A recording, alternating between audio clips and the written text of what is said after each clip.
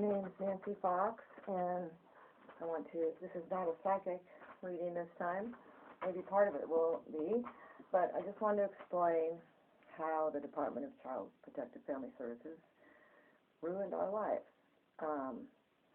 As many of you might have read my WordPress, Dcfs victimizing.wordpress.com. I'm sober since age 25. I'm almost 29 years sober on February 9th. Grew up in Sherman Oaks and had our first daughter. I guess I was about, 32 or so. And then my second daughter, Hannah, when I was 35. And we lived in the valley.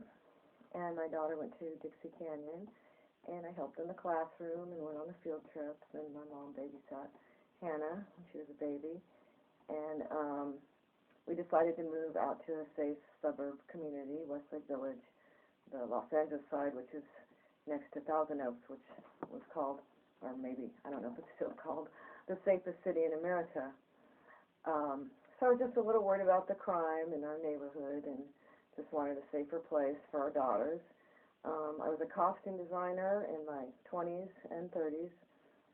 I worked on a couple of TV shows when my children were young, and when their dad was home, and we had a maid, several different maids who went through, and I realized I just needed to be a full-time mother. So I was always, too worried about a maid being home with them, a babysitter. And I listened to Dr. Laura all the time on 640, Dr. Laura Schlesinger, who firmly believes that children, their mother should be home with them. And I always felt just horrible inside being away from them at work. And again, it was just a couple of TV shows I did. And I just didn't want to do it anymore once I had children. And Dr. Laura was my main support for that, to give up my career and my income to be a full-time mom, which I did gladly. As I always say, it's the best thing I ever did, is you can't put a price on time with your kids. And but I started in wardrobe when I was age 19, and was nominated for an Emmy in 1987, I believe it was, a TV show with Martin Sheen that I did.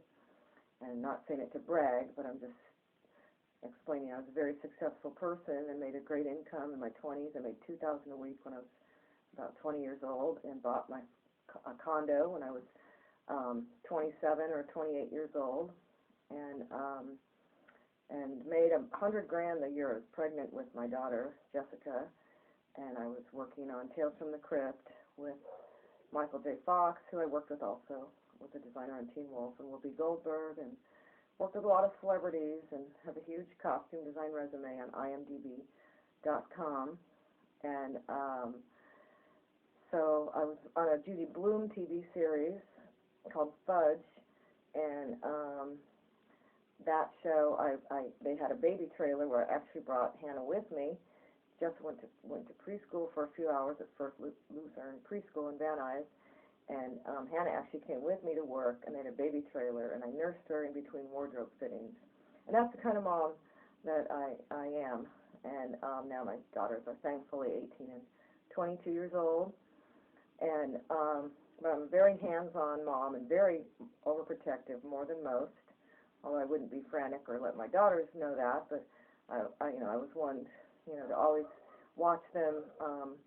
If they were playing in the front yard, I would padlock the pool gate and take the key with me. It's like, Grandma or somebody was, or Aunt was babysitting or something like that, or the maid. And I was always really worried about a pool or any water.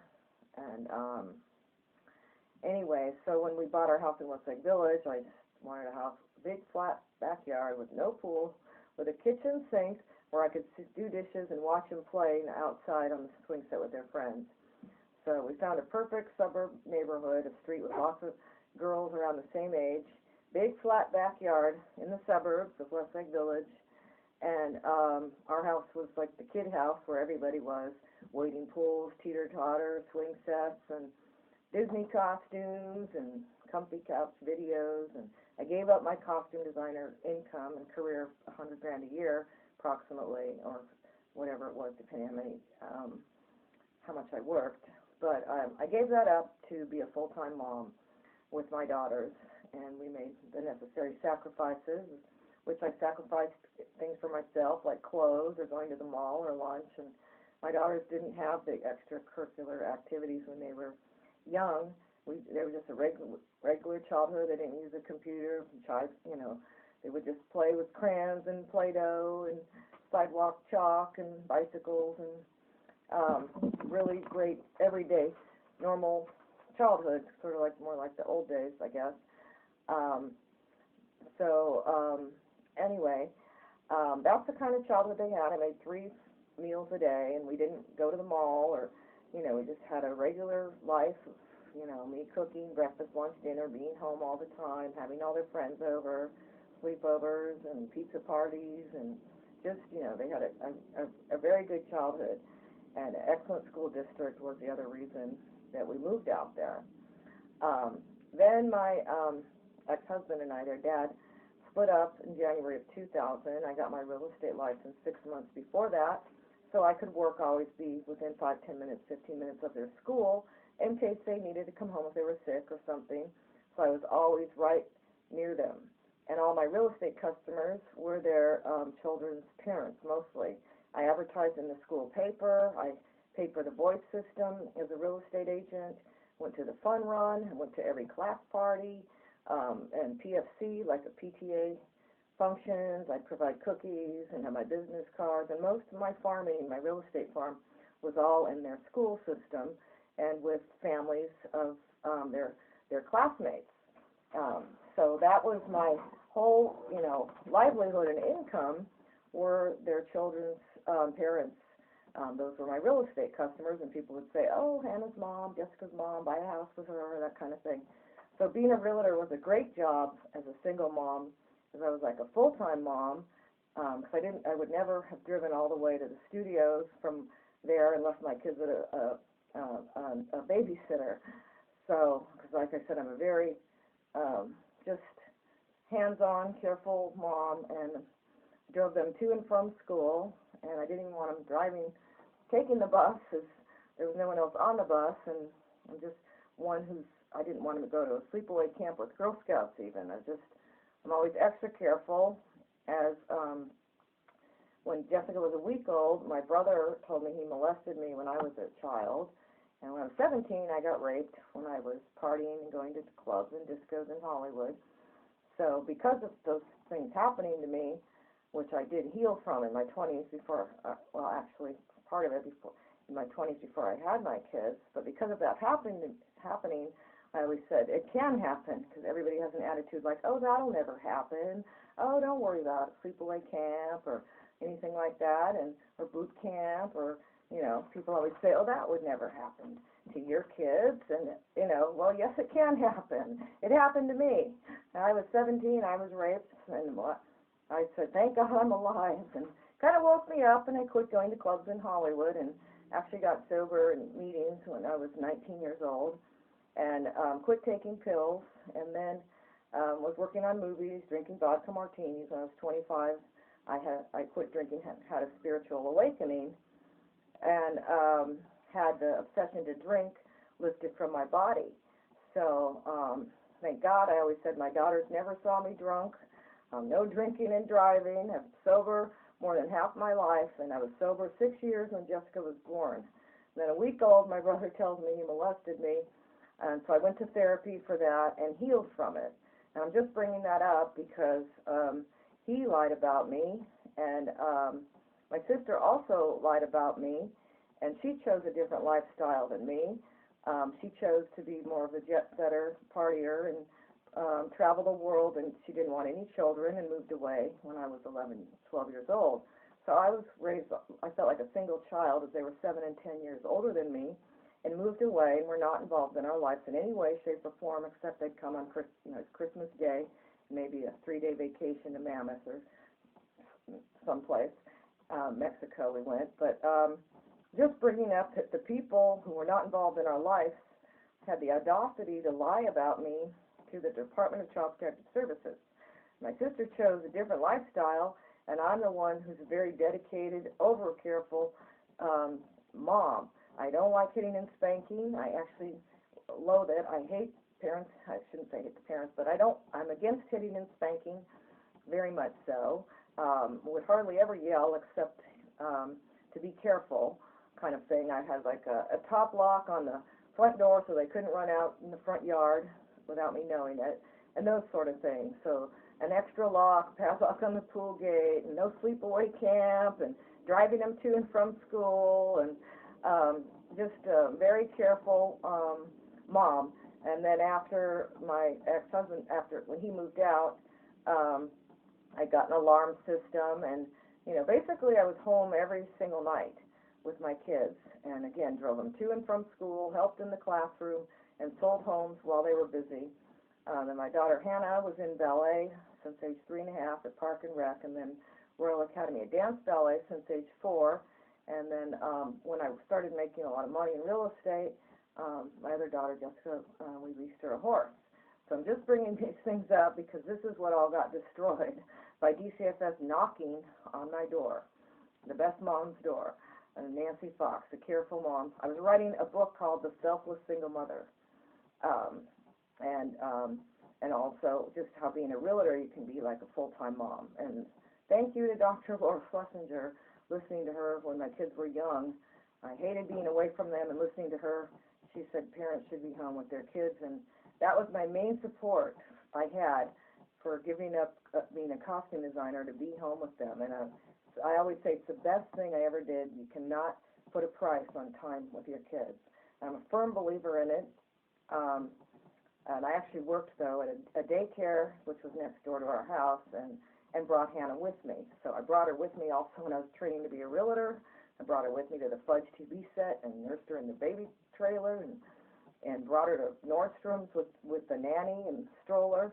So she was with me working all the time as a designer, as a realtor, and when I worked at the daycare. And then we'd come home at nap time. And Jessica, too, I actually took her out of preschool to stay home a year with me before she started kindergarten at Dixie Canyon in Sherman Oaks. So that's just the kind of mom I am. Is I didn't want to lose 1 second. I learned that from my spiritual 12-step programs, is to be in the moment and be present for your children, and started going to Al-Anon when she was in kindergarten, and that just taught me a lot too, not to argue with my husband or dad, now my ex-husband, but just to detach with love and focus on your kids and not cause any drama, not gossip or meddle, and just to be present every day, and just from being sober in AA. Also, you just learn to just take things in stride, do the footwork, and then God provides. And that's how my life always was, is I do the footwork, plant the seeds, and then I'd sell a house and get a big check. And I paid all the bills alone as a single mother. Put the roof on with the escrow check, and drove to and from school as a full-time mom and paid the bills. Didn't receive child support and paid all the bills by myself. And so when DCFs came knocking on the best mom's door, who hates hitting and spanking, and paid the bills and gave up being a designer to be a full-time mom, I was pretty appalled, as I'm very against laying a guilt trip on kids or being demeaning or insulting. And I learned all that in my 20s before I had my children. I healed my inner child when I was 27, 28 in ACA and Codependence Anonymous meetings and John Bradshaw seminars, and writing from the inside out at UCLA and all different classes like that. And I healed my inner child by grieving my childhood, which was my brother and sister calling me names. And that was verbal abuse from my brother and sister, calling me a retard or klutz or stupid or whatever. So that was my healing I did before I had my daughters. Then they are the ones who lied about me, which isn't, I guess, when you think about it, too surprising. But my sister I never see, who is not living a sober family lifestyle like me, and I'm also the one always dedicated to living near an elderly mother who lived in Sherman Oaks. And in 2008, she was diagnosed with memory loss dementia, And I took 2 days off of work every week to drive out and be with her, and drive her around to her doctor's appointments and blood tests, mammograms, and breakfast, and all that sort of thing, and putting her bills on automatic bill pay. And so in 2008, there was a real estate flow.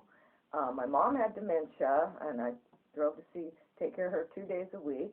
My daughter's schedule was hard as she got out of school at noon and then had another class at Sears at 1 o'clock, which I drove her to, as again, I didn't want her taking the bus. And I'd sit there and wait till she got out, as I'm just always been overly cautious, overly careful, without telling them about it, just being very, since I'm sober so long, I'm aware of everything, very intuitive, perceptive, and just always, making sure, my kids are safe. And that's just the kind of mom I've always been, and they were very good about always texting me their whereabouts and me keeping tabs on them, and always would call and ask me, can I, Mom, and this and that.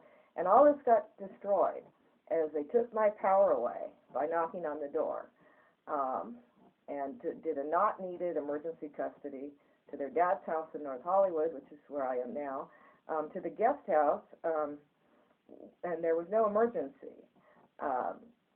And I'll tell you what, I had just wrapped a movie as I went back and did a costuming job, and our costume office was at Warner Brothers Studios, and I had just wrapped a movie, and Dcfs calls me on my cell phone, taking your kids by emergency custody because you haven't been to therapy.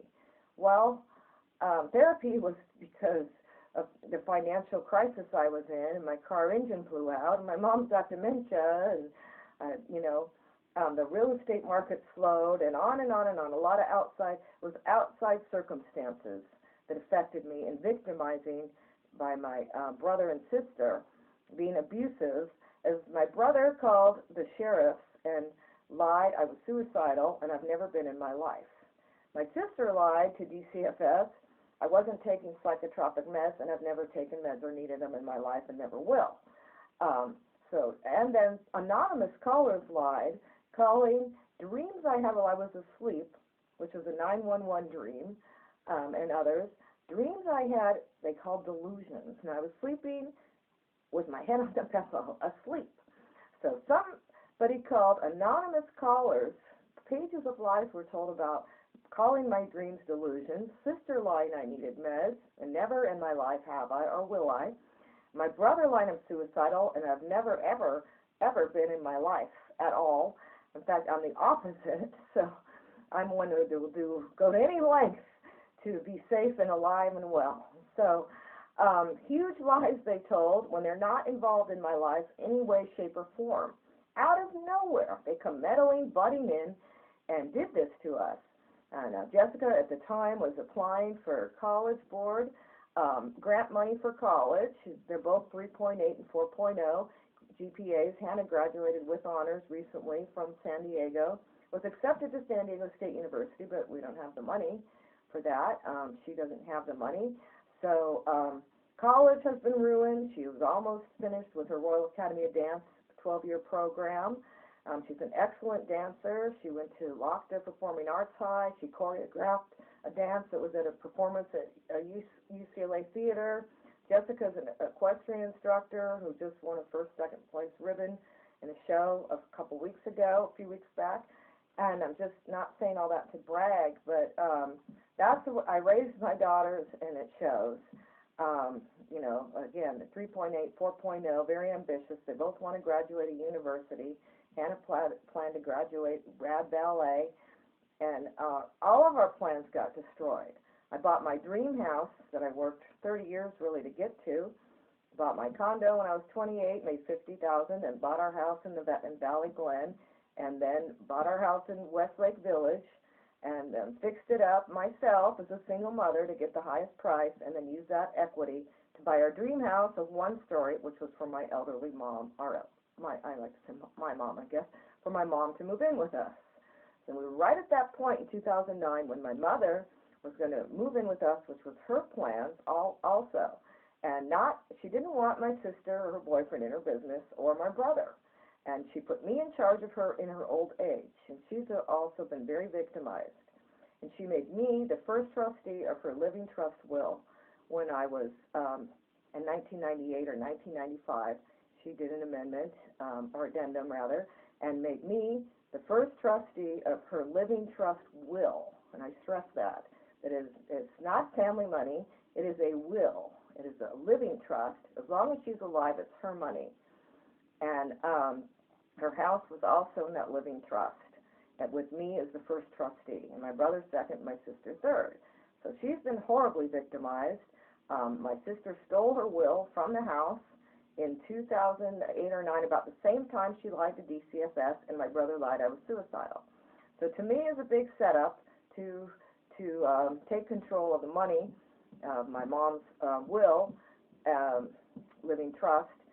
They sold her house illegally, and it's in a living trust, and only her or I could sell it. And I believe they plotted this out to set me up and victimize me, my daughters, and my mom horribly.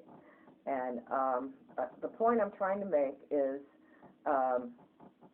well, they took my mother to Mammoth Lakes against her will, sold her house for probably $300,000 less than it would have sold, and my mom always promised I'd sell it because I'm a realtor. So they have no respect for what anybody wishes, or no respect for anybody's privacy or life. They don't care at all how it's harmed us. And still now I'm completely stuck and broke, still, 5 years later since Dcfs knocked on our door. Now, thankfully, the case was closed up at court July 2010.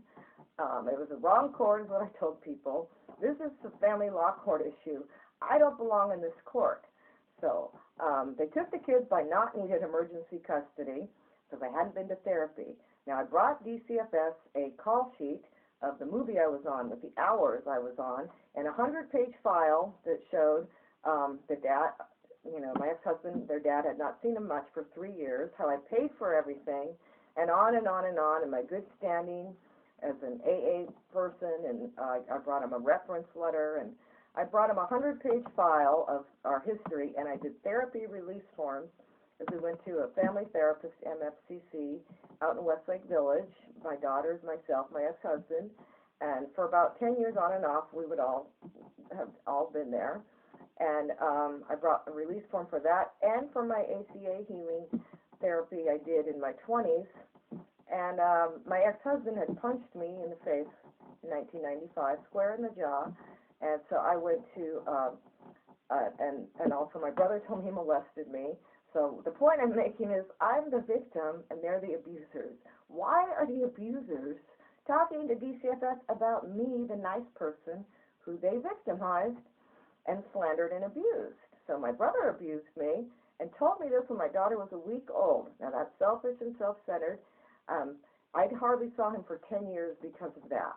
And I went to a psychologist who heals that sort of thing if somebody's molested as a child. And I did heal it there as you re-experience it, and then you heal from it. And I went there when my ex-husband punched me also. So the point is they might be have twisted that around. I went to a psychologist briefly, actually, because I was abused by my brother and my ex-husband.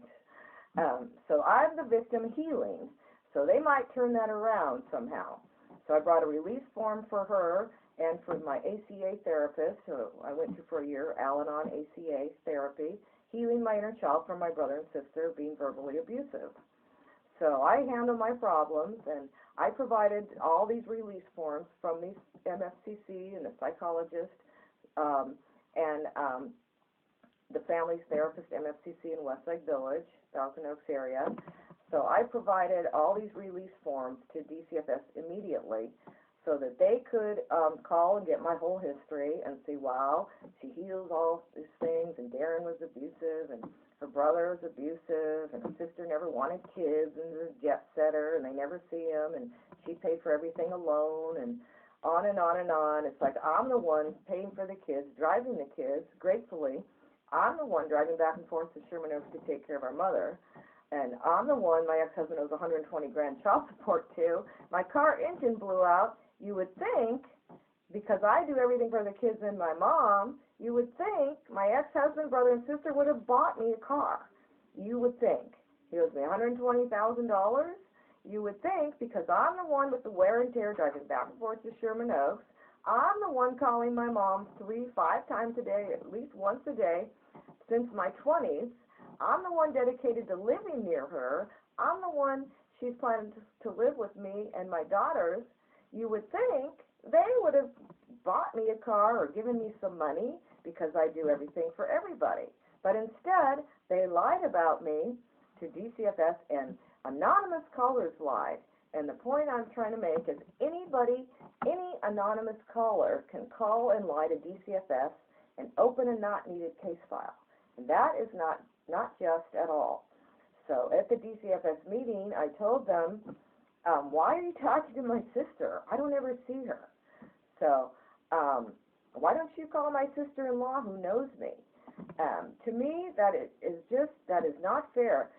Anybody can call and just make things up and open a not needed case file and do a not needed emergency custody. What was the emergency? There was no emergency. Jessica was almost 18. I just finished a movie costuming. I had several real estate listings. I didn't have a car or money, was the stress. And Hannah was already at her dad's from summer visitation. Darren and I went to family law court in Ventura County where we were divorced and where I have full custody of our daughters since January 2000. So Hannah was already at his house for the summer. We went to Ventura County Court and agreed with the commissioner that she could stay there as I was working long hours on a movie. So she's already at Dad's for the summer. Jessica's almost 18, and Dcfs says taking my kids because I hadn't been to therapy. Now I'm going to go to therapy and complain I don't have money or a car. I'm stressed out.